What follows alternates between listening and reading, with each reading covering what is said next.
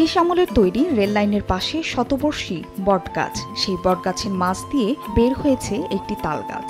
বটগাছের মাথার এপার পর্যন্ত ছড়িয়ে রয়েছে তালগাছটি। চারদিকে থাকা ঘন জঙ্গলে তালগাছের গোড়া দেখা যায় না। দুই গ্রামের মাঝে জনমানবহীন জায়গায় রেল লাইনের পাশে থাকা বট ও তালগাছকে ঘিরে রহস্য গ্রামবাসীর। তালগাছ নাকি বটগাছ, কোনটি আগে হয়েছে তা নিয়ে রয়েছে বিতর্ক। কারো দাবি আগে হয়েছে বটগাছ, আবার কারো যুক্তি তালগাছের চারদিক ঘিরে আছে বটগাছ।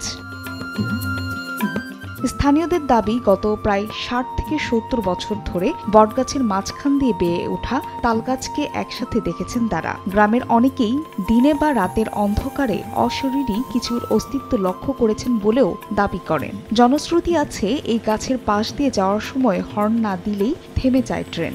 যে ব্রাইট লক টেকনোলজি সাধারণ পাউডারের তুলনায় দেয় দ্বিগুণ উজ্জ্বলতা। রিন অ্যাডভান্সড দেয় দ্বিগুণ উজ্জ্বলতা। দুই দিকে বটগাছ, মাঝখানে তালের গাছ। ওই তাল গাছ যখন ছোট থাকে তখন ওই পাখিটাকি বসে বট গাছের ফল খায়। ওখান থেকে তো একটা বীজ টিজ পড়েছে, ওখান থেকে ওই টাইগের মধ্যে জড়লে আবার ওই গাছটা হয়েছে, তাল গাছ হয়েছে, বট গাছ হয়েছে। তাল গাছ তো ওই গাছের মধ্যে তো ফেটে উঠতে পারবে না, কিন্তু গাছটা হয়তো প্রথমে তাল গাছটাও বের হয়েছে, তারপর বট গাছ পাশে ছিল, তাকে হয়তো আস্তে আস্তে তার ঘিরে হয়তো তার ফাঁক দিয়ে সে উঠে গেছে, আস্তে আস্তে তাকে ঘিরেছে, এটাই হইতে পারে।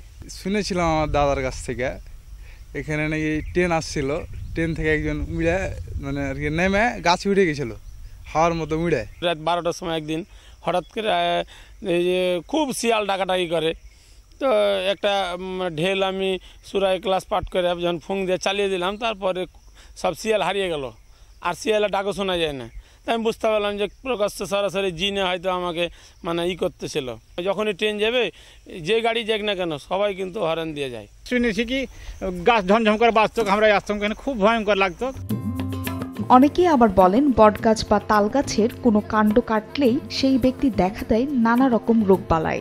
কাটতে পারা যাবে না, যদি ভেঙে চুরা যায় লেনে পুরা যাবে কি লাড়া যাবে, আর কাটতে পারা যাবে না। কাটতে গেলে তার আকাম করে দেবে, ক্ষতি করে দেবে। এদিকে একসাথে দুটি গাছের বেড়ে ওঠাকে স্বাভাবিক ঘটনা বলছেন উদ্ভিদবিদ্যা বিভাগের শিক্ষকরা। তাদের দাবি পাখির মুখ থেকে বীজ পড়ে দ্বিতীয় যে কোনো একটি গাছের জন্ম হতে পারে।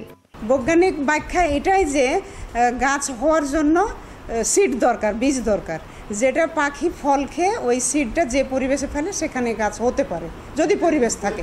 মিনিমাম যদি ওখানে মাটির ছোঁয়া থাকে আর যদি পানি থাকে, তাহলে নতুন চারা গাছ হয়। চাঁপাইনবাবগঞ্জের নাচল উপজেলার কসবা ইউনিয়নের সাকোপাড়া গ্রামে গাছ দুটির বয়স আনুমানিক ১২০ থেকে ১৩০ বছর। সময় সংবাদ, চাঁপাইনবাবগঞ্জ।